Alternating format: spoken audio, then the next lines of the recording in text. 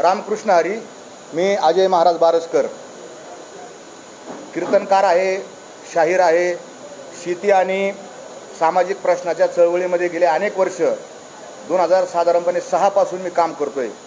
आणि मराठा समाजाला आरक्षण मिळावं या मागणीसाठी मी 2006 पासून, म्हणजे माझं पहिलं आंदोलन नागपूरच्या हिवाळी अधिवेशनामध्ये त्या ठिकाणी त्या विधान भवनाच्या बाहेर झालं होतं. आम्हाला पोलिसांनी उचलून वगैरे नेलं होतं.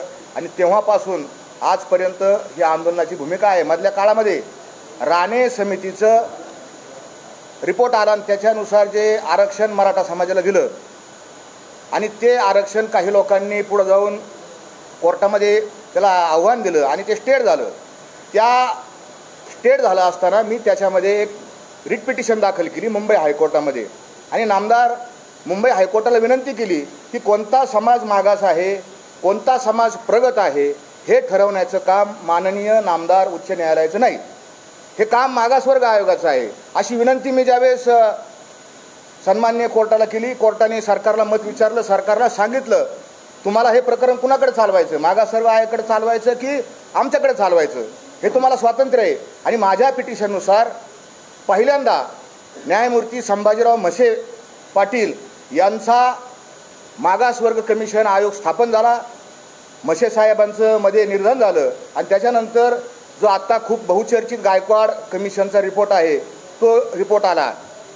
गायकवाड कमिशनचा रिपोर्ट आणण्यामध्ये माझी महत्त्वाची भूमिका या पिटिशन आणि या सगळ्या माध्यमातून होती. मधल्या काळामध्ये मी काही राजकीय पक्षामध्ये काम करत होतो, परंतु मी वारकरी असल्यामुळं आमचे निवडणुकीचे ते राजकीय पक्षाचे आणि आमचे वारकरी विचार हे जुळत नाहीत. म्हणून मी सगळं राजकीय काम बंद करून फक्त शेती प्रश्नावर त्या ठिकाणी काम करत होतो, रस्त्यावर उतरलेलो होतो आणि याही पुढे आहे. आत्ता मधल्या काळामध्ये मागच्या 4-5 महिन्यापूर्वी पोलिसांनी अंतरावली सराटीमध्ये उपोषणासाठी बसलेल्या मनोज जरांगे आणि त्यांच्या सगळ्या सहकाऱ्यांवर, मायमावल्यांवर त्या ठिकाणी लाठीचार्ज केला. हा लाठीचार्ज सगळ्या महाराष्ट्राने नव्हे, देशाने नाही, जगात पाहायला गेला आणि त्याच्यावर खूप टीका झाली, मन हेलावून गेलं.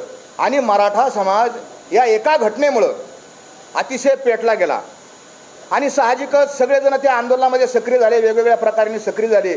मी वारकरी कीर्तनकार असल्यामुळं नगरमध्ये, मी नगरचा मूळचा राहणारा आहे, तर माझ्याकडे लोक आले, महाराज तुम्ही घरात बसून चालणार नाही, तुम्ही गावगाव रस्त्यावर येऊन आपण ही प्रबोधन करणं गरजेचं आहे. आणि त्यानुसार मी अनेक ठिकाणी प्रबोधनं केली, कीर्तनं केली. नंतरच्या काळात ज्यावेळेस सगळे सोयरे मधल्या काळामध्ये मराठवाड्यामध्ये जी शिंदे समिती स्थापन केली ती आणि मराठवाड्यामध्ये मोडीच्या ज्या नोंदी आहेत त्या नोंदी शोधण्याकरता काही मोडी लिपीचे वाचक सरकारला हवे होते. मी मोडी लिपीचा वाचक आहे, मोडी लिपीचा अभ्यासक आहे आणि म्हणून माझेच नगरमधले असलेले आमचे मोडी शिकवणारे, आम्हाला ज्यांनी मोडी शिकवली असे डॉक्टर संतोष यादव आणि त्यांनी अनेकांना पाचारण केलं, चला आपण गावगाव जाऊन, तहसीलला जाऊन, TLR ऑफिसला जाऊन ते मोडीचे कागदपत्र शोधू आणि कुणबीच्या नोंदी सापडून जाऊ. आणि त्या मोहिमेमध्ये आम्ही सहभागी झालो आणि मराठवाड्यामध्ये आज ज्या काही 40-42 हजार नोंदी दिसतात त्या नोंदी शोधण्याकरता असा माझा संबंध आला. मधल्या काळामध्ये इथे काम चालू असताना अंतरावलीला जाण्याचा माझा प्रसंग अनेक वेळा आला. तर त्या ठिकाणी सगळे सोयरे आपण पाहिलं असेल, मधल्या काळात सगळे सोयरे 15 दिवस सगळे सोयरे चालू होताना अजूनही सगळे सोयरे चालू आहे. तर हे सगळे सोयरे चालू असताना मी याचा लॉचा विद्यार्थी आहे, नगरच्या लॉ कॉलेजमध्ये मी शिकलेलो आहे, तिथला विद्यार्थी आहे, पूर्ण नाही झालो लॉ, माझं पण विद्यार्थी आहे. आणि मला माहिती असल्यामुळं ह्या ड्राफ्ट कसा बनवावा, मसुदा कसा करावा यासाठी मी त्या कोर कमिटीमध्ये सहभागी झालो. आणि मग जरांगे पाटलांचं काय म्हणणं आहे ते म्हणणं घ्यायचं आणि शासनाचे जे विधी आणि न्याय खात्याचे जे मॅडम होत्या, महसूल खात्याची होती, समाज कल्याण खात्याचे सेक्रेटरी होते आणि त्या सेक्रेटरींकडे बसायचं आणि त्या परत इकडे यायचं, जरांगे साहेबांना दाखवायचं, तिथून त्यांच्याकडे जायचं, परत त्यांना दाखवायचं. असा गेले अनेक दिवस आम्ही प्रवास केला, पण आम्ही याच्यामध्ये कधीच समोर आलो नाही. माझा आवाज आपल्या सगळ्या चॅनलमध्ये आहे, सगळ्या चॅनलमध्ये माझा आवाज आहे, पण माझा चेहरा नाही. मी नेहमी आपल्या त्या अंतरावलीमध्ये असणारे जे आपले पत्रकार बंधू आहेत त्यांना सगळ्यांना माहिती आहे, मी कॅमेऱ्याकडे पाठ करून पाहतो. आणि म्हणून हे सगळं चालू असताना जरांगे पाटलांचा, आता मी त्यांना पाटील म्हणणार नाही, जरांगे यांचा कारण पाटील असण्यासाठी पाटीलकीची सनद असावी लागते. त्यांची सनद मी पाहिली नाही, मी त्यांना पाटील मानित नाही. जरांगे यांचा हेकेखोरपणा आम्ही अनुभवला. हा असा शब्द घाला, तो तसाच शब्द घाला, हे असंच झालं पाहिजे, आत्ताच झालं पाहिजे, तसंच करा, असंच करा. आम्ही इतके परेशान झालो आणि मग आम्हाला सुधारणाच काय करावं आणि काय नाही करावं. मुळात आपल्या समोर मला अजून एक बाजू ठेवायची की मी ही पत्रकार परिषद कशासाठी घेतो, मी जरांगेवर का आक्षेप घेतो, का बरं, मला काय, माझा प्रसिद्धीसाठी हव्यास आहे का, तर ही काय प्रसिद्धी आहे का. ह्याच्यामध्ये ट्रोलिंग होतं, आपल्या सगळ्यांना माहिती आहे. जर एखाद्या भूमिकेवर आपण आणि बहुमताने समाज एका बाजूला आहे आणि त्या विचारावर जर आपण खंडन केलं तर समाज त्या ठिकाणी, कारण तो भोळा समाज आहे, आमचा मराठा समाज फार मायाळू आहे, फार भोळा समाज आहे, फार गोड समाज आहे. त्याला लक्षात येत नाही, त्याला असं वाटतं महाराज असे काय बोलून राहिले बाबा. काल परवापर्यंत महाराज आणि माझं त्या मधल्या काळामध्ये तुम्ही आत्ता कोणतरी पत्रकार बांधवांनी विचारलं की तुमचे काय फोटो आहेत का, तर मी फोटोसाठी लालची नाही, शिल्फी काढा हे करा त्यासाठी नाही, पण कामाच्या संयोगानं काही फोटो निघाले. आणि संभाजीनगरचे विभागीय उपायुक्त हे त्यांना आणि मी त्यांना मसुदा समजून सांगण्याकरता स्टेजवर एकदा बसलो, तर त्या ठिकाणी त्यांचे स्वतःचे शब्द येतं जरांगे पाटलांचे. त्याच्यामुळं मी जरांगे पाटलाचा सहकारी नाही, त्यांच्या टीममध्ये नाही, हा आक्षेप कुणालाही करता येणार नाही. जरांगे पाटलांचा व्हिडिओ आहे, जरांगे पाटलांनी क्लिअर कट सांगितलं. मी कालही त्या एका व्हिडिओवर ऐकून दाखवलं की जरांगे पाटलांनी सांगितलं, तुम्हाला ऐकून दाखवतो मी तो व्हिडिओ असा आहे की जरांगे पाटील मला म्हणतात की महाराज आहेत या ठिकाणी, महाराज करू लागायला आहेत, महाराज साक्षीदार आहेत. हे तुम्हाला मी व्हिडिओ ऐकून दाखवतो.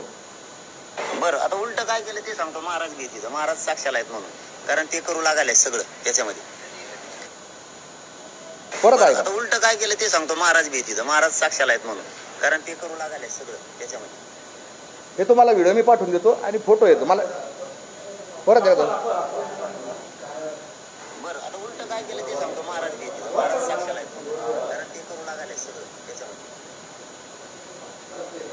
परत एकदा उगा काय केलं ते सांगतो. महाराज भीती, महाराज साक्षाला आहेत म्हणून, कारण ते करू लागायला सगळं त्याच्यामध्ये.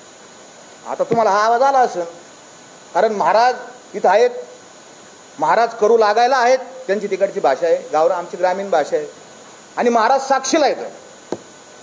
मी जरांगेच्या प्रत्येक कृतीला साक्षीदार आहे. हे जरांगे, मनोज जरांगे यांचा आपण आत्ता स्टेटमेंट, त्यांचा व्हिडिओ चॅनेलवर उपलब्ध आहे. म्हणजे कोणी असं म्हणणार नाही की हा माणूस कोणतरी आला आणि इथं आला आणि बसला. मग समाजामध्ये दुसरा प्रश्न असा तयार होतो, आक्षेप माझ्यावर असा येतो की हा माणूस प्रसिद्धीसाठी करतो का, तर बिलकुल नाही. आम्हाला कायम हार आमच्या गळ्यामध्ये येतं. आम्हाला तुकोबारायांनी भरपूर दिलेलं आहे, भरपूर आईवडिलांनी तुकोबारायांनी आम्हाला भरपूर दिलं. प्रसिद्धीचा हव्यास नाही, पैशाचा हव्यास नाही. माझ्या परिसरामध्ये बऱ्याच लोकांनी माझ्यावर टीका केली की हे पाकिटं घेऊन, सरकारचं पाकिट घेऊन इथं आले असते, तर बिलकुल नाही. माझ्या परिसरात विचारा, मी कीर्तनाचे पैसे घेत नाही, उलट देतो. अजून माझ्यावर काही वेगवेगळ्या प्रकारचे आक्षेप त्या ठिकाणी त्यांनी नोंदवले, त्याचं पुढे मी निराकरण करीन.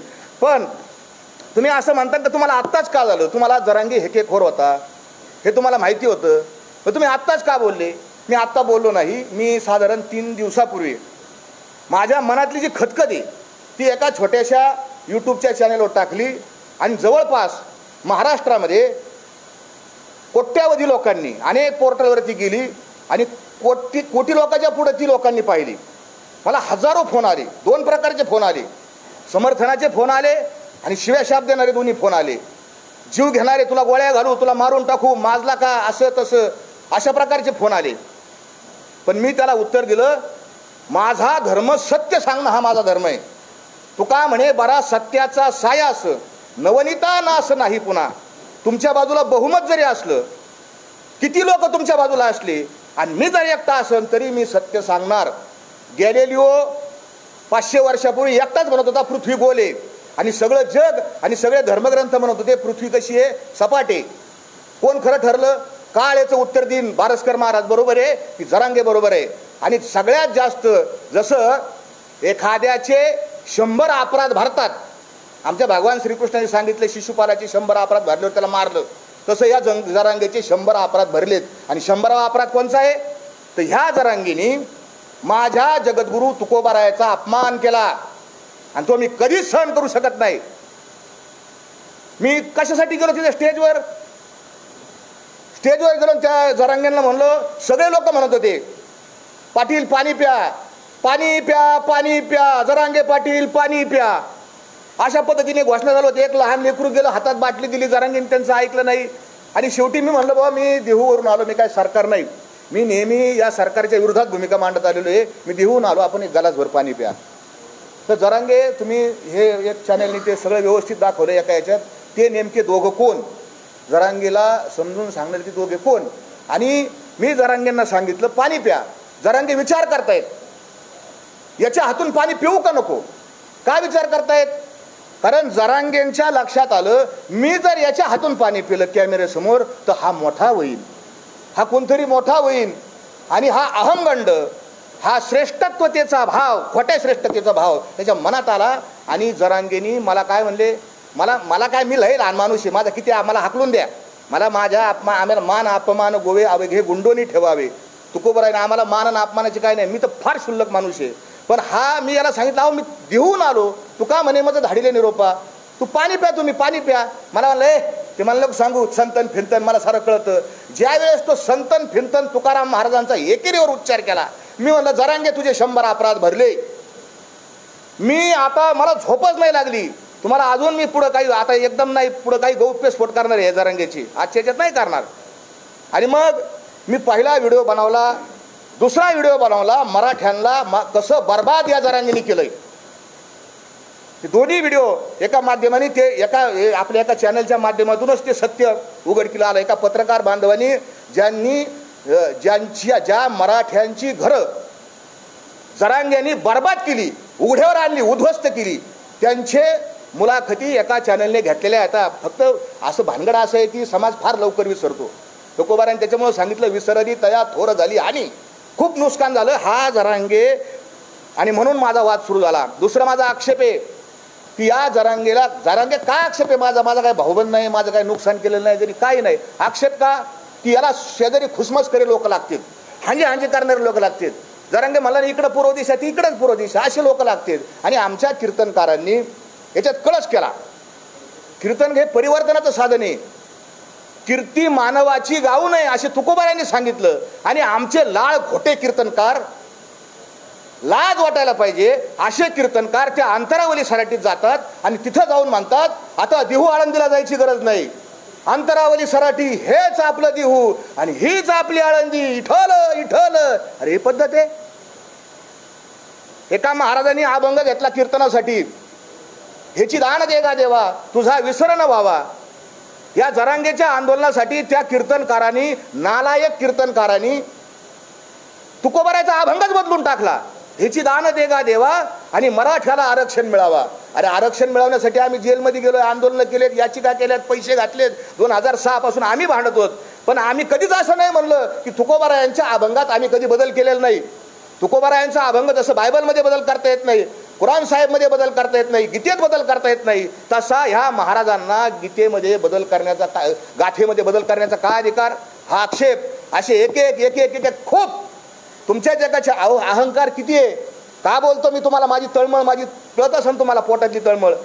याची एवढी पोरगी एका चॅनलवर मुलाखत गेली, काय म्हणली आहे, माझे पप्पा एवढे मोठे आहेत की ते देवाला झुकू शकतात.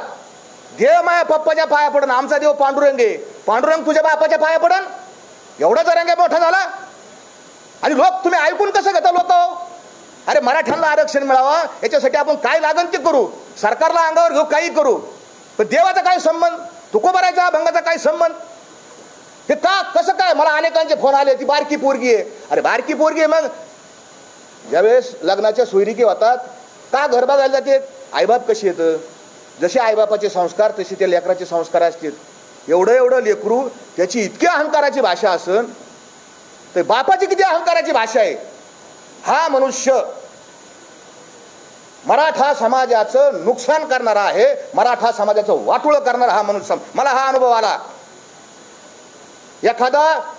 एखादी गाडी चाललेली आहे आणि गाडीचा ड्रायव्हर पेलेला आहे, प्रवासी बसलेले आहेत आणि ते मला कळालं तर माझं काम काय, पहिलं उतरून घ्यायचं आणि लोकांना सांगायचं, बाबा खाली उतरा गाडी, ड्रायव्हर पेलेला आहे, खाली उतरा तर गाडी खड्ड्यात जाईन, दरीत जाईन, मरताना तुम्ही. हे माझं सांगणं काम आहे, म्हणून इथं बसलोय.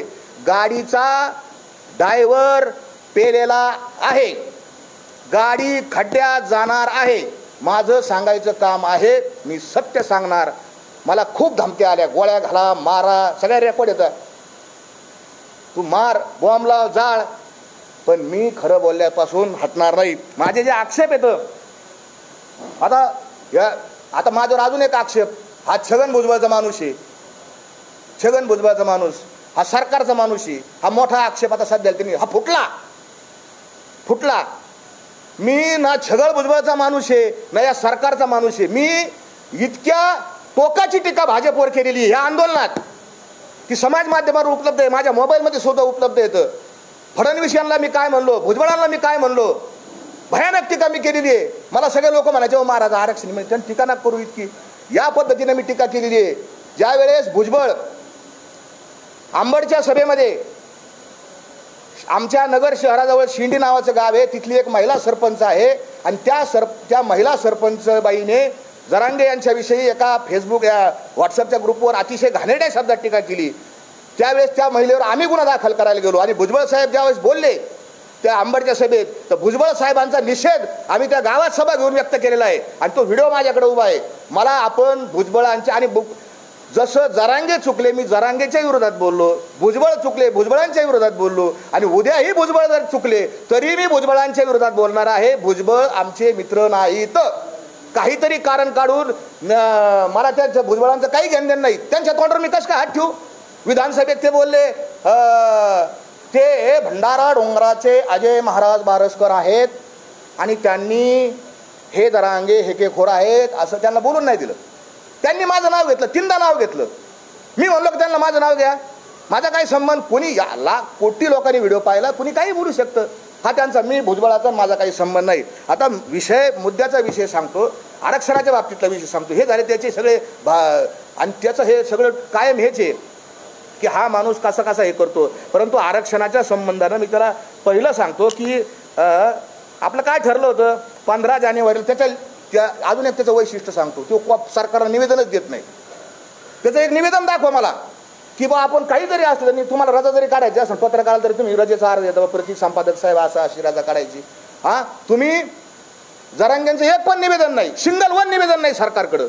पण जरांगेंचं निवेदन कॅमेऱ्यासमोर त्यांनी माझ्याकडे लिहून दिलंय, तो नाकारूच शकत नाही. माझ्याकडे त्याच्या ज्या 4 मागण्या आहेत ना त्याच्या अक्षरात लिहिलेल्या आहेत. त्यांनी काय 4 मागण्या केल्या, आणि तो कसा पलटतो, आज पलटी, उद्या पलटी, परवा पलटी, तेरवा पलटी, रोज पलटतो जरांगे, आणि खोटं बोलतो. जरांगेवर काय विश्वास ठेवला समाजाने की जरांगे पारदर्शक आहे. कोणतीही मीटिंग कॅमेऱ्यासमोर करतो, मंत्री येऊन द्या घोडा लावतो, त्याला घोडा लाव, याला घोडा लाव, याला बोल, त्याला आमदाराला बोल, शिव्या घाल. समाजाने प्रेम केलं, कारण कसं आहे, मराठा समाजाला खरं बोललेलं आवडतं आणि तोंडावर बोललेलं आवडतं. मराठा समाजाने स्वीकारलं, मी स्वीकारलं. पण जरांगेने 23 डिसेंबरच्या रोजी पहिली गुप्त मीटिंग कन्हैया हॉटेलमध्ये घेतली, आणि त्या मीटिंगचा मी साक्षीदार आहे. त्या बंद खोलीमध्ये आपल्या चॅनलच्या माध्यमाची अशी काच होती, काचेच्या बाहेर कॅमेरे लावले होते. जरांगे आमच्याशी बोलत होते, माझी कॅमेऱ्याकडे पाठायचे. मी तुम्हाला पहिल्यांदा सांगितलं की मी त्या मीटिंगचा प्रतिनिधी आहे, आतला साक्षीदार आहे. जरांगे आत एक बोलले आणि कॅमेऱ्यासमोर बाहेर जाऊन दुसराच बोलले. मला माहिती आहे काय बोलले, मी योग्य वेळी ते जाहीर करेन. दुसरी गुप्त मीटिंग, आणि त्या दिवशी काय ठरलं होतं, 23 डिसेंबरची हे होतं, आणि 25 तारखेला मुंबईला निघायचं होतं. सगळ्यांच्या साक्षी निघायचं होतं. जरांगेंनी सभेत काय घोषणा केली, 20 जानेवारीला. कोणी कोणाला विचारून 20 तारीख दिली, काय संबंध 20 तारीख द्यायचा. मुंबईला मोर्चा निघाला, आणि हे ड्राफ्ट आम्ही घेऊन गेलो. सरकारचे लोक होते, हा ड्राफ्ट असा वाचून दाखवलाय. बच्चू कडू आमदार त्यावेळेस होते, आणि त्यांनी अक्षरशः शब्द ना शब्द हा कॅमेऱ्यासमोर ड्राफ्टचा वाचून दाखवला. तो माझ्या माहितीप्रमाणे 18 जानेवारीचा व्हिडिओ आहे, तुम्ही काढून बघा. आणि मग तोच ड्राफ्ट पुढे गेल्यानंतर वाशीला काना मात्रा व्याकल्यांटी उकार न करता स्वीकारला. जाताना परत काय झालं, गुप्त मीटिंग करणार नाही, कोणाशी बंद खोलीत बोलणार नाही, मी साक्ष देतो. कारण ते म्हणलेले जरांगे ती महाराज साक्षीला येतं. आज जरांगेंची साक्षच बाहेर निघणार आहे.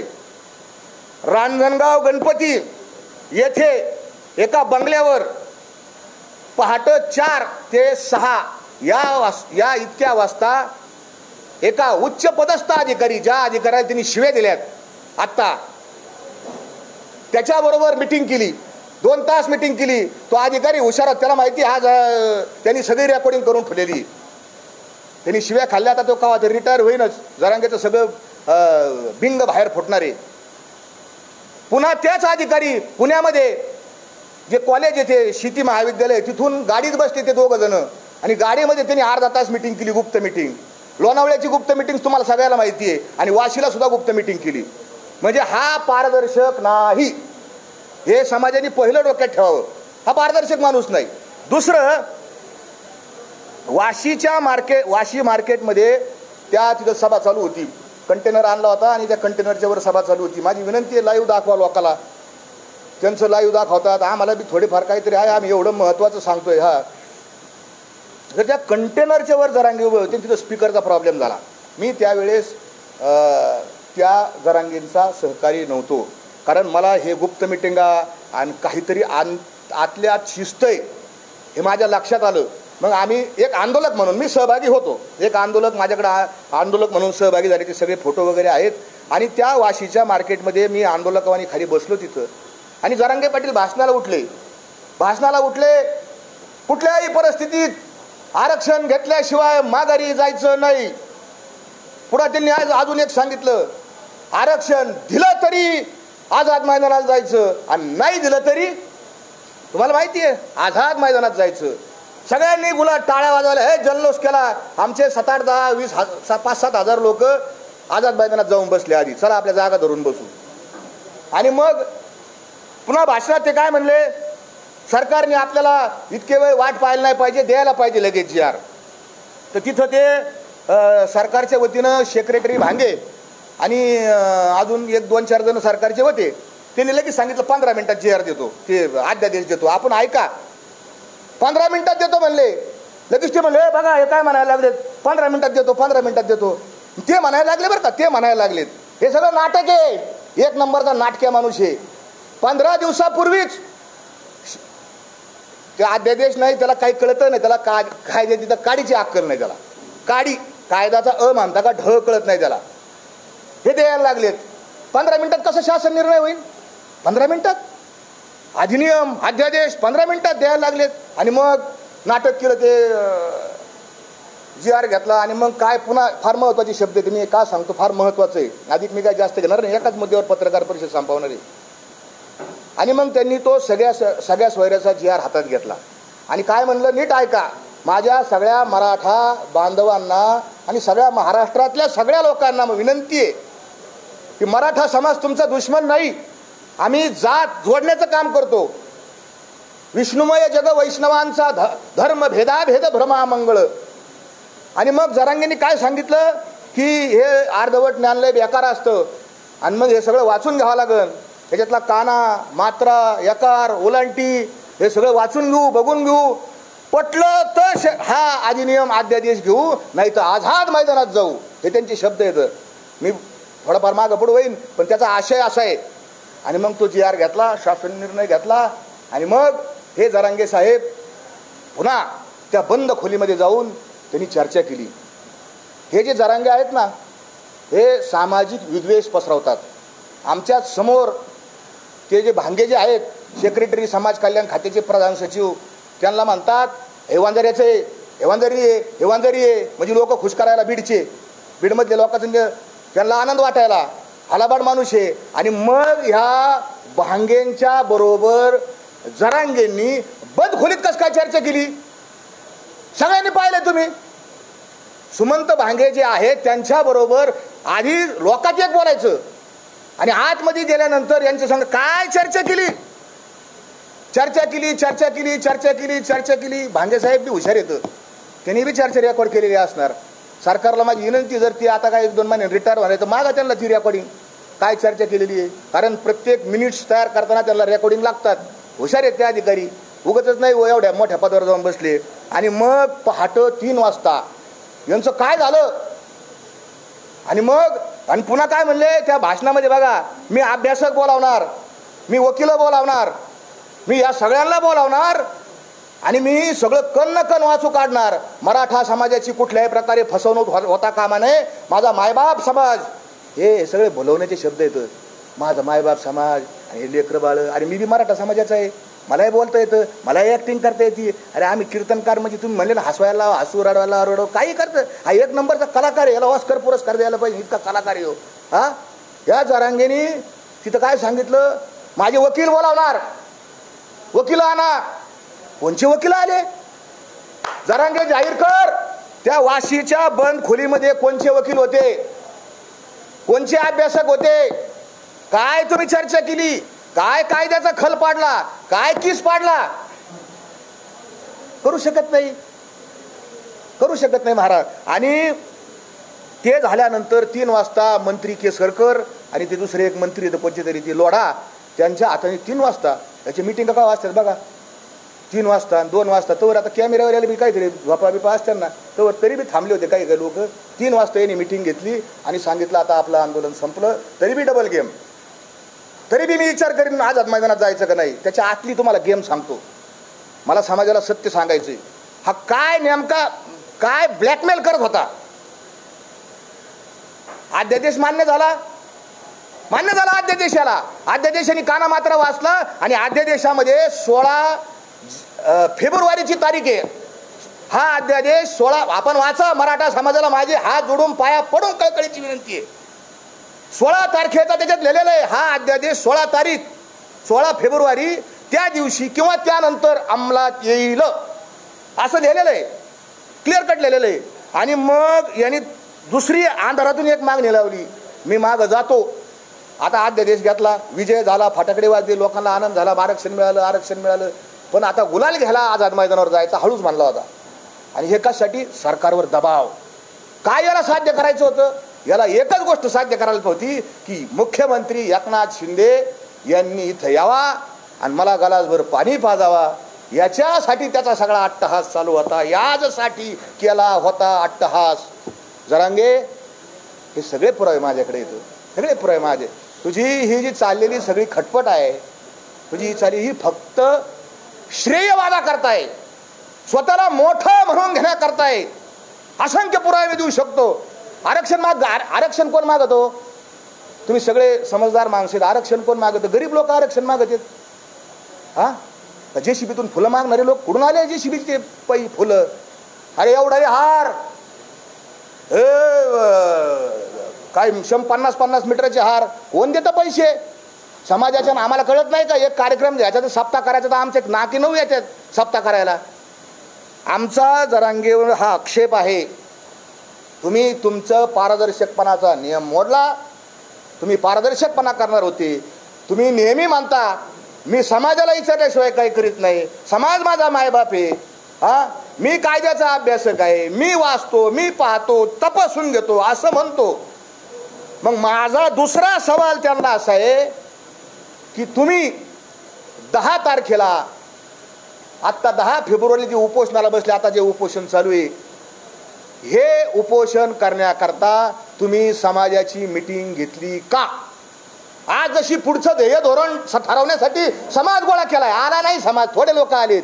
कोटीत समाज अंतरावलीला, कोटीत समाज आला होता अंतरावलीमध्ये त्या 14 तारखेच्या सभेला. लोक यायला 10 वाजताचा फोटो आहे माझ्याकडे असे बी व्हिडिओ आहेत याचे. तुम्हाला काय लाज आहे का नाही? 50 लोक गोळा करताय ना, तुम्हाला कसं काय उपोषण करू मी? हे जरांगेचे व्हिडिओ, ऑडिओ रेकॉर्डिंग, व्हिडिओ नाही ऑडिओ रेकॉर्डिंग त्याचे आहेत. जरांगे माझा दुसरा प्रश्न आहे, मी बोलणारच नाही त्याला, जरांगे पाटील म्हणणार नाही, मला मारून टाका. त्याला मारायचं ना, अरे काही काला मारलेलं याच्या आधी खरं बोलले म्हणून काय मला मारलं का? पण मी खरंच बोलणार. जरांगेला जरांग्या हे मी नाही म्हणत. ज्याचं घर उद्ध्वस्त केलं, वामन वाळेकर, परशुराम खुने, रवी पाटील आणि अजून एक जण आहे, या 4 जणांचं घर बर्बादीने केलं. त्याच्या या दोघांच्या वडिलांचे व्हिडिओ येतात. जरांगे भयकितो, जरांगे फशितो, हे व्हिडिओ समाज माध्यमावर उपलब्ध आहेत. एका शेतकरी रडतोय, तो जरांगेवानी खोटा रडत नाही. तो वामन तुम्ही नीट पहा व्हिडिओ, त्या वामनराव वाळेकरांच्या डोळ्यात जे अश्रू आलेले येतं ते दुःखाचे अश्रू येतं आणि याचे अश्रू मगरीचे अश्रू येतं, नक्राश्रू ज्याला म्हणतात आमच्याकडं. आणि या जरांग्यांनी मराठ्यांची घरं उद्ध्वस्त केली. दुसरा आक्षेप माझा, अनेक आक्षेप घेण्यासारखे येतं, कितीतरी याला अक्कल नाही, नाही तर हा नाटकं तरी करतो. अजून एक सांगतो तुम्हाला, आपण सगळे चॅनेलवाले येतं, आपल्याला TRP लागती, याला हा लय हुशार आहे. त्याच्यात आपल्याकडं अटेन्शन कसं होईल, लक्ष कसं विधून घेता येईल याला पक्क माहिती. त्याला एका हिंदी चॅनेलच्या एका पत्रकाराने प्रश्न विचारला मुंबईला जायच्या आधी, जरांगे पाटील आप मुंबई को कौन से रस्ते से जा रहे? त्याचं काय उत्तर, हम डांबरी से जा रहे. अरे तुला एवढी तरी अक्कल आहे का रे? हां, तुला काय विचारले पत्रकारांनी, तुम कौन से रस्ते से जाने वाले हो? हे म्हणतो डांबरी से. अरे रस्ते म्हणजे तुम बीड से, नगर से, पुणे से, कैसे जा रहे हो? एक तर हा जो व्हिडिओ परत काढा आणि वाचा, ऐका. हा म्हणतो, पत्रकार विचारतात कोणत्या रस्त्याने जाणार, हा म्हणतो डांबरीहून जाणार. हे उत्तर आहे.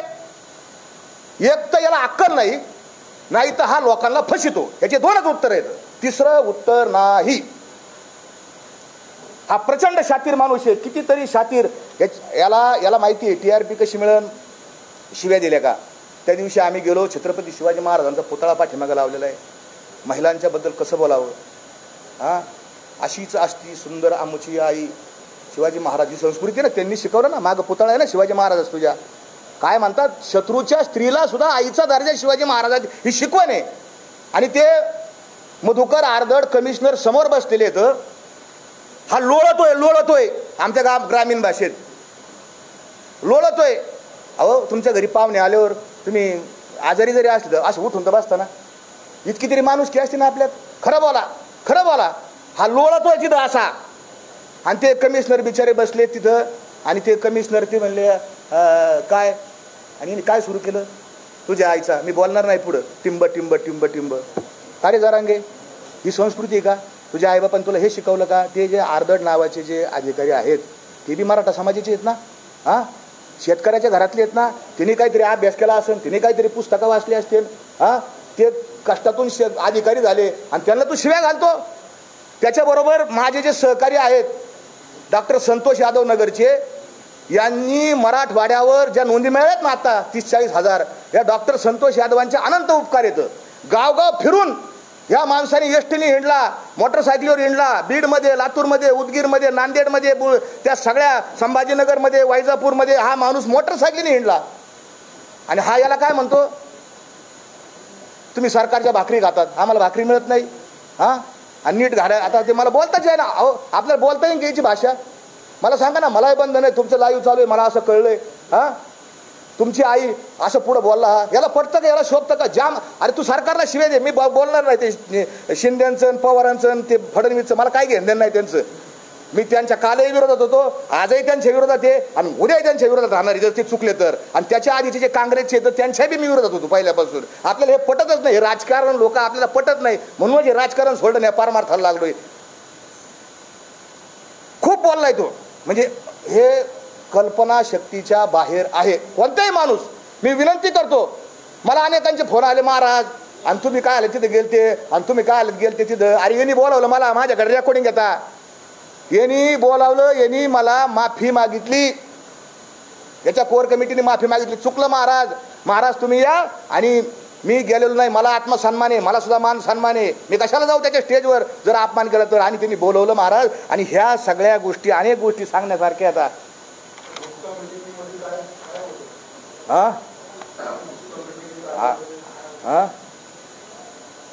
गुप्त मिटिंगमध्ये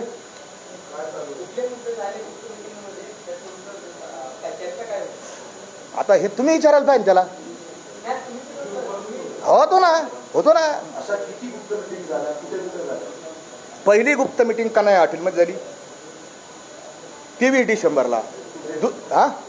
बीडला, ते बीड संभाजीनगर रस्त्यावर कन्हैया हॉटेल म्हणून आहे, तिथं पहिली गुप्त मिटिंग झाली. ती काय म्हणजे इंटरनेटवर आहे. दुसरी गुप्त मिटिंग त्यांची म्हणजे मला माहिती असलेली बरं का. दुसरी गुप्त मिटिंग झाली रांजणगावला एका बंगल्यामध्ये, MIDC मध्ये, जिथं ते मुक्कामाला होते. त्याचं टायमिंग सांगतो, पहाटे 4 ते सकाळी 6 वाजेपर्यंत. तिसरी गुप्त मिटिंग यांची पुण्याचा जो रस्ता आहे जिथून ती आमचा मोर्चा चालला होता सगळा, त्याच्यामध्ये एक ते पुण्याचं पाषाण रोड आहे, ते औंधचा परिसर आहे, राजभवन आहे, तिथून ते दोघं साहेब मोठे उच्च अधिकारी होते, ते दोघं माझ्या देखत त्यांच्या गाडीत बसले. मला म्हणले तुम्ही बसा. मी म्हणलं मी नाही बसत, मी नाही मोकळा म्हणलं, हे शितुडे शेणून घ्यायला मला नाही मोकळा. आणि ते गेले. त्याच्यानंतरची मिटिंग लोणावळ्याला झाली, ती मला सगळ्यांना माहिती होती. लोणावळ्यावर आपण आक्षेप घेतलेले होतं आणि त्याच्यानंतरची बंद मिटिंग वाशीला झालेली आहे. बोला तुम्हीच विचारा, मी आता जमलं सांगू याचं.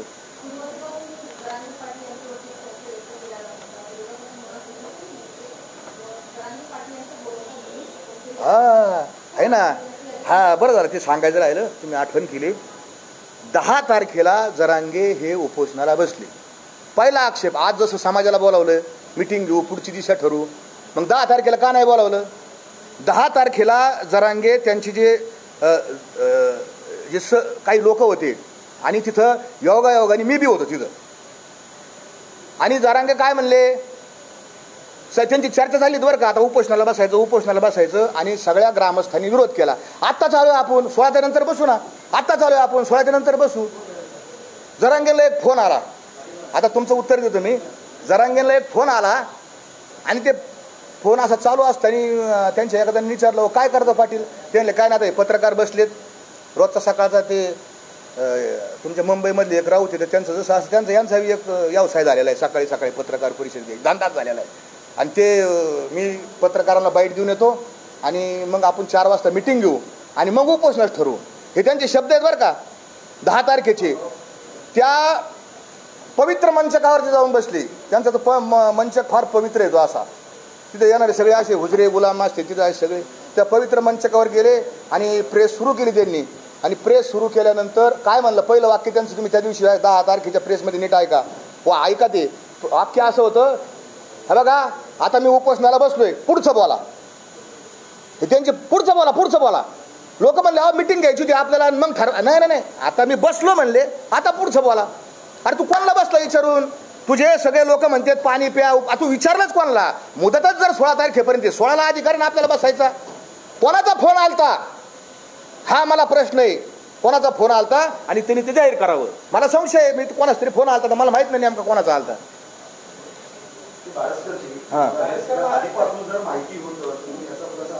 हा बरोबर यस हा बरोबर. त्याचं कारण असं होतं की मी जर काही बोललो, मी आता माझ्या जवळच्या सहकार्यांना बोलायचं रे माणूस बरोबर नाही राव, लय कोणावर तोंड टाकतो, याची हेतू याचे उद्देश समजत नाही राव, याची बॉडी लँग्वेज सुद्धा डेंजर आहे म्हणले. मी मानसशास्त्राचा विद्यार्थी, याचं जरा डेंजरच दिसते म्हणले, मला काय खरं वाटाना भोय. पण लोक काय म्हणायचे, कशाला बोलायचा महाराज, एवढ्या वर्षांनी समाज एकत्र झाला आहे आणि आपण जर काही बोललो तर काय होईल, समाजामध्ये विरोधकांना हत्यार मिळेल, विरोधकांना काही ना काही मिळेल आणि हे सगळं तुमच्यावर येईल की तुम्ही समाज फोडा. म्हणून आम्ही गप गप गप गप. पण जेव्हा ह्यो म्हणला तुकाराम महाराजांना संतन फंत, म्हणलं जरांगे तू संपला. चल तुकाराम महाराजसाठी मी मरायला उद्याच्या इतिहासामध्ये लिहिलं जाईल. मला जरी गोळ्या घातल्या तर लिहिलं जाईल, तुकाराम महाराजांचे जर कुणी एकेरी शब्द बोललं, त्यांचा अपमान केला, तर ह्यो भारस्कर महाराज नावाचा एक सामान्य कीर्तनकार यांनी आपला प्राण दिला. याच्यात मला आनंद आहे, याच्यात मला समाधान आहे.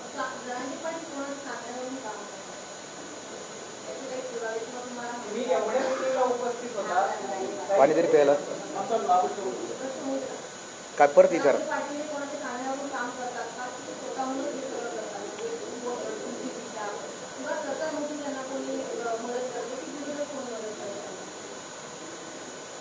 जरांगे 2 गोष्टी फार हुशार, शातीर, त्याला शब्द आहे शातीर.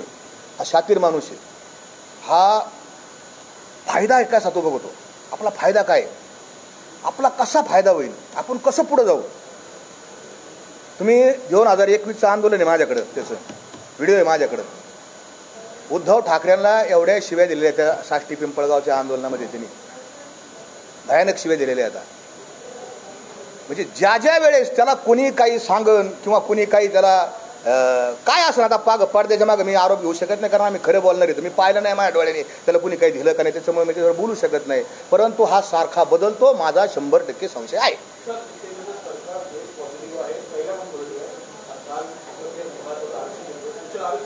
हा हा हा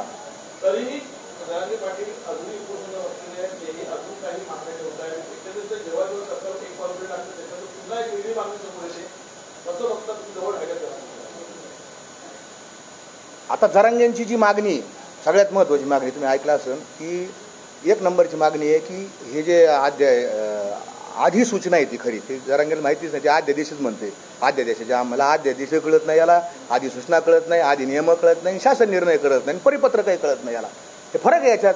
अध्यादेश काय असतो, अधिनियम काय असतो. हा अधिनियम आहे 2012च्या अधिनियमामध्ये ही केलेली तरतूद आहे, ही केलेली वाढ आहे 2012च्या. हा अधिनियम याच्यामध्ये असं दिलंय की आपलं सरकार, हे आपलं सरकार कोणचं आहे, लोकशाही सरकार आहे आपलं.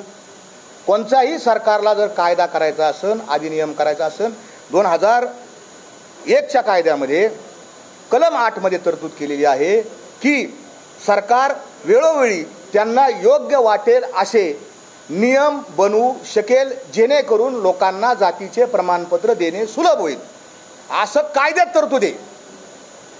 आणि मग त्याच्या अनुषंगाने 2012ला पहिला 1 सप्टेंबर 2012ला पहिला अधिनियम अस्तित्वात आला आणि त्याच्यानुसार कोण जातीचं प्रमाणपत्र देईल, कोण काय करीन ही आली. 2017मध्ये त्याच्यात अमेंडमेंट आली. 2018ला एक अमेंडमेंट आली, कारण आमच्या कुणबीच्या ज्या नोंदी आता काही काही गावामध्ये फक्त कुल लिहिलेलं असायचं. मग अधिकारी आम्ही घेऊन जायचो, साहेब हे कुणबी म्हणजे कुणबीचे. तर अधिकारी आमचा असला तर बरं चालायचं, अधिकारी थोडा घेणारा जण असं बरं चालायचं. पण अधिकारी जर दुसऱ्या विचारधारेचा असला मग अधिकारी लगेच देतच नसायचं, तकलीफ द्यायचा अधिकारी. खरं आहे बरं काही, वास्तव आहे, हे भेदाभेद करतात हे अधिकारी बसलेले सुद्धा. म्हणून तर लोक तळलेले आहेत, म्हणून समाज रस्त्यावर आलेला आहे. आणि समाज का रस्त्यावर आलेला आहे ते एक सांगतो तुम्हाला की मराठा समाज हा आतून इतका पेटलेला आहे, भयानक पेटलेला आहे. त्या का पेटला त्याचे कारण वेगळे, त्याचे कारण आर्थिक येतं, त्याचे कारण आत्मसन्मानाचे कारण येतं, त्याचे कारण मराठा समाजाला वेळोवेळी धग बसलेली आहे. हिंदू मुसलमानाचे भांडणं झाले, दंगली झाल्या, ते हिंदू मुसलमानाच्या दंगली झाल्या म्हणायला झाल्या, पण त्या खऱ्या दंगली झाल्या मराठा मुसलमानाच्याच झाल्या. तुम्ही पाहिला असेल मधल्या काळामध्ये ब्राह्मण, पूर्वीच्या काळात ब्राह्मण ब्राह्मणेतर वाद होता, ते म्हणायला होतं ब्राह्मणेतर, पण त्याच्यामध्ये मराठ्यालाच तकलीफ झाली. ती काय तकलीफ झाली नंतर सांगा नाही खाली. त्याच्यानंतर कोणचा वाद आला, दलित सवर्ण वाद आला. दलित सवर्ण वादामध्ये तकलीफ ही फक्त मराठ्यालाच झाली. आणि त्याच्यानंतर आता हा वाद मराठा आणि ओबीसी, हे जरांगेला एवढी अक्कलच नाही की समाजाचं काय नुकसान झालं टप्प्याटप्प्याने. या सगळ्या प्रोसेसमध्ये मराठा समाजाचं भयानक नुकसान झालंय. मराठा समाज आयसोलेट झालेला आहे, बाजूला पडला गेलेला आहे.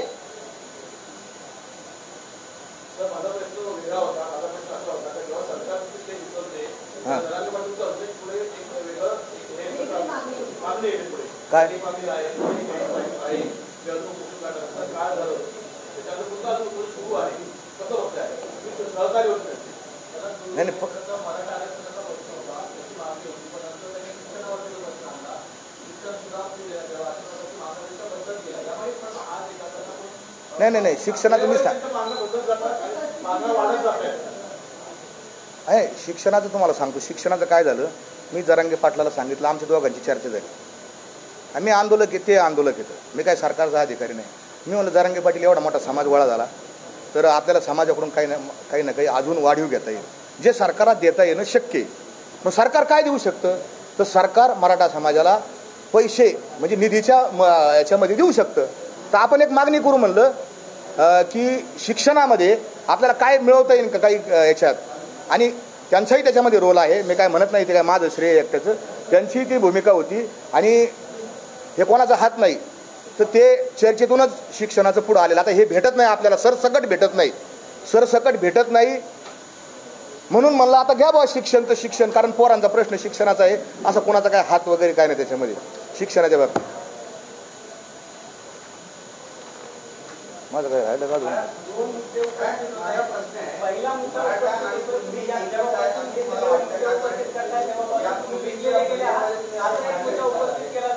एक मराठा कुणबीचं कोण बोलत, एक तुमचं घेतो उत्तर.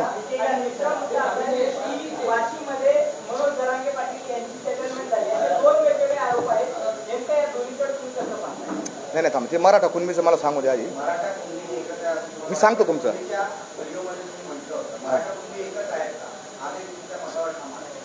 कसं आहे, मराठा कुणबी हे सगळ्या महाराष्ट्रात एक नाहीत. कोकणाचा प्रॉब्लेम वेगळा आहे. कोकणामध्ये जे लोक आहेत त्याच्यामध्ये दळवे असतील, सुर्वे असतील, सावंत असतील, ही तुम्हाला प्रातिनिधिक नावं सांगितली. हे आणि कोकणामध्ये जे कुणबी येतं, तिलोरे कुणबी, हे संपूर्ण हे दोन्ही समाज वेगळे येतं. हे जे मी आता तुम्हाला 3-4 प्रातिनिधिक आडनावं सांगितले, यांच्या 500 वर्ष जरी मागे गेलं तर यांच्या नोंदी मराठीच सापडतात. किती पाठीमागं जा, त्यांचे ताम्रपत्र येतं, पत्र आहे त्यांच्याकडं, सनदा येतात त्यांच्याकडे, मराठीच सापडतं. आणि तिथले जे कुणबी येतं ते वेगळे येतं. त्यांच्या आणि यांचे रोटी बिटी व्यवहार होतं. रोटी व्यवहार सगळीकडे होतात आता, कारण आपण कोणत्या हॉटेलमध्ये जेवायला गेलं तर किचन कोणत्या जातीचा किचनमध्ये कुक कोणत्या जातीचा विचारित नाही. रोटी व्यवहार सगळीकडे चालू झालेला आहे. पण बीटी व्यवहार हा कोकणातल्या तिलोरे कुणबी आणि कोकणातले मराठे जे आहेत त्यांचा होत नाही. कोकणातल्या मराठ्यांनी मोठ्या मनाने जरांगे पाटलांना पाठिंबा दिला. खऱ्या अर्थाने त्यांचं मी कौतुक करेन की हे विसंगत असताना आणि तिथल्या कुणबींनी, तिलोरे जे कुणबी येतं तिथल्या कुणबींनी सरसकट मराठा आणि कुणबी एकच आहे याला विरोध केला. गावगाव ते कुणबी समाजाची मुलं मोटरसायकल रॅली घेऊन त्यांनी विरोधात प्रचार केला ओबीसीच्या बाजूनी आणि मराठा समाज शांत राहिला. त्याच्यामुळं कोकण जर वगळला तर इतर सगळा महाराज म्हणजे पुणे इकडचा घाटावरचा सगळा भाग याच्यात आमच्या सगळ्यांच्या ज्यांच्या नोंदी मराठा आहेत आणि ज्यांच्या नोंदी कुणबी आहेत त्यांच्या एकमेकात सोयरिकी होतात. ते कळतं नाही का आम्ही सोयरी करायला दाखले घेऊन जात नाही. ते इकडचे एक येतं, तिकडचे वेगळे येतं. आणि अजून एक सांगतो की त्या कोकणातल्या आता मी काय नवीन आहे मॅडम, तुम्ही हसता माझ्याकडे. माझी पहिलीच वेळ पत्रकार परिषद घ्यायची, नंतर मी घेईन चांगली खाऊन पत्रकार परिषद. ते कोकणातल्या मराठा लोकांची मागणी होती. काय होती की आम्हाला स्वतंत्र मराठा आरक्षण मिळावं. खरोखर होती काय, ते नारायण राणेंची मागणी नव्हती, खरोखर मागणी त्यांची. मी स्वतः अनेक लोकांशी बोललो, फिरलेलो तिथं. तर मग त्यांची मागणी होती आमचं दैवत, महान दैवत, ते दैवत काय म्हणलं बघ, त्यांची मागणी असेल तर मराठा त्यांना घेऊ द्या. मग काल मराठा आरक्षण त्यांना मिळालं. ते किती टिकन काय टिकन हे मला माहीत नाही उद्या काय, कारण त्याच्या विरोधात ते चष्म्यावाला साहेब जाणार आहे कोर्टात. तो मोठ्या मोठ्याने बोलत होतो, तो आमचा विरोधक आहे. बाटल्या फोडल्या तर त्याचे चष्मे लावले ते जातं तिकडं. तर त्या मराठ्यांना आरक्षण मिळालं. मग आनंद उत्सव करावा का नाही? त्यांना कुणबी घ्यायचं नाही. कोकणातल्या मराठ्यांना त्यांना मराठा आरक्षण मिळालं, बरोबर. मग आनंद करायला पाहिजे का? याच्या मांडवात सुताक पडलं होतं की माझ्याकडं तलाठी सुद्धा नाही आला काही पत्र घेऊन. मला याची आतली माहिती मागणी, मला याचे माझ्याकडे रेकॉर्डिंगच येतं याच्या. मला कोण घाबरतो? याचे कारण आहेत ना, मी ते सांगाल पुढच्या वेळेस. याने आनंद हो, सरकार आणि प्रशासन, माझं असं मत आहे, मी चांगल्या शब्दात सांगतो, हे वारांगणा येतात आहे का नाही. ते फक्त पैशाचे असतात, ते कोणाचेच नाही. सरकार हे कोणाचंच नसतं. आपल्याला वाटतं बा आपल्या आमच्यासाठी घातिले दुकानं. मी ते तुकोबरायांच्याच भाषेत उत्तर देतो. भूत भविष्य कळो यावे वर्तमान. तुकोबरायांच्या भाषेत उत्तर देतो बागेश्वर महाराजांना की भूत भविष्य कळो यावे वर्तमान, हे तो भाग्यहीन त्यांची जुडी, जगरूढी साठी मांडिले दुकान, जातो नारायण अंतरुणी. तुकोबरायांनी सांगितलं भूत भविष्य वर्तमान हे आम्ही पाहत नाही, आम्हाला मान्य नाही. त्याच्यामुळे तो विषय संपला रे. तुकोबराय नाही म्हणतात म्हणल्यावर आम्ही कशाचं समर्थन करतो? मग अशी सांगितलं मी काय ते जर घेत असेल तुकोबरायच्या विरोधात भूमिका घेतच नाही, आम्ही कोणाच्या विरोधात. तुम्ही म्हणले अमेरिकेचे राष्ट्रपती संगणात,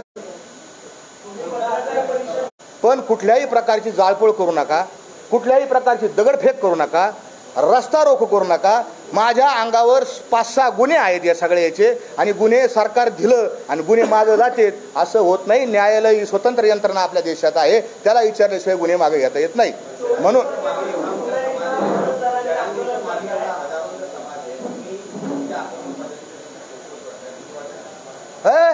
भीत नाही आता आपुल्या मरणा. माझ्या प्रत्येक शब्दाला तुकोबरायचा अभंग आहे.